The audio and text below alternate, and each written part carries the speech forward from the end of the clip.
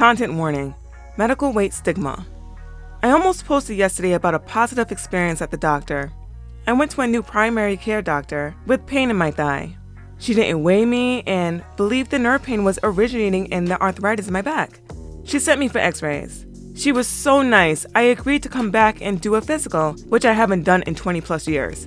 I see a bunch of specialists but have no doctor coordinating it all. I went for the x-rays. Next morning, she sends me a note saying the x-rays showed arthritis in my spine and sacroiliac joints, and I should see an orthopedic doctor. All fine, but then she tacks on that I should exercise 5 times a week so I can lose weight, which would tremendously decrease pain. We never discussed my weight or exercise levels. I am so crestfallen, but I shouldn't be surprised. So much for getting my hopes up. I guess the quest for an actual helpful PCP continues. Every fat activist that I've listened to complains about how they're constantly discriminated against by health professionals. And this doctor didn't even mention weight in the first appointment. She actually did the very thing that all fat activists long for, looking over their weight and taking care of the problem first. But once the doctor mentions the long-term solution of exercising, that's when you're questioning her care plan? This doctor didn't even say to stop eating poorly. It was just a suggestion to exercise. I don't get it. Sure, exercise sucks, but if it can better your health, why not do it? When friends start losing weight, and I know I can't force them to heal their insecurities, but I also can't deal with another person's opinion of how dreadful a life in a body like mine is. And in the comment section, have you considered that people's thoughts about their own bodies have literally nothing to do with you? So weight loss is only in ED behavior? Unless it's for medical reasons only? Yes.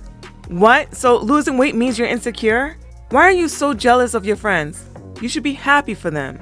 They're getting serious about their health, and you think it's because they're insecure? What kind of friend are you? Why would you be so selfish to think that if they don't stay fat like you, that they're showing hate towards you? Being fat does damage your body, and your friends recognize that. I think you should consider joining your friends on your own weight loss journey. That would be the perfect accountability for you. You know what we're not doing anymore? Eating until we're 80% full or just satisfied. We're eating until full satisfaction. This is called a binge. Food addicts have the mindset of eating until 100% full satisfaction, and food addicts are never 100% satisfied. This is why it's so hard to lose weight. You're so used to being 100% satisfied that when you try to eat a little less, you think you're depriving yourself. Do not fall into this trap. It's okay to eat and have stomach space left over. You're not starving yourself. You'll be okay. This article here is cut off a little bit, but I'll read what's here. Weight loss as our primary target for health. What they're really saying is that those other health benefits don't matter, that our bodies will never be good enough, that we'll never be good enough unless we get thin. When researchers or doctors or your mother or internet trolls say you can't be fat and fit, what they really mean is you can't be fat and thin. This is true, but it also shouldn't be the goal. You can't be fat and thin. Yeah, that sounds about right. And you don't have to be thin to be good enough. You could be good enough in your fat body, mentally, but will you feel good enough to handle physical tasks as you get older? You can tell yourself all day that obesity is not real and the world is against you and your fatness. But at the end of the day, good health will always be number one. And obesity and good health do not go hand in hand. People have blocked me because I, someone who is overweight and has been that way my whole life, said that being fat isn't good for you.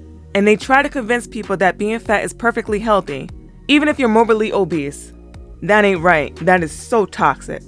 If you struggle to breathe when you walk, and your body has so many folds to the point where rashes form under them due to the sweat, you're not healthy. Shocking, I know. Then they try to say, we just want fat people to be treated kindly. I agree with that, but that's not what you're doing. You're projecting your delusions onto others because you have given up on improving your body. Don't encourage others to be like that too. Oh, and by the way, I can still see profiles of people who have blocked me. I have other accounts. I don't know why people repost my stuff, respond, and then block me. Oh wait, yes I do. It's because you're not confident in what you say, and you don't want to see anything that will prove you wrong. Anyway, that's the last I'm saying on this. Overall, treat fat people like any other random person you'd meet.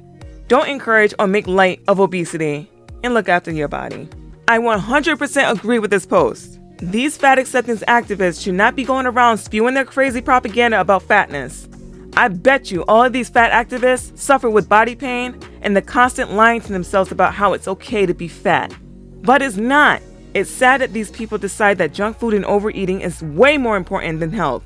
Hopefully one day you'll realize what you're doing to yourselves and decide to choose health over short-term satisfaction.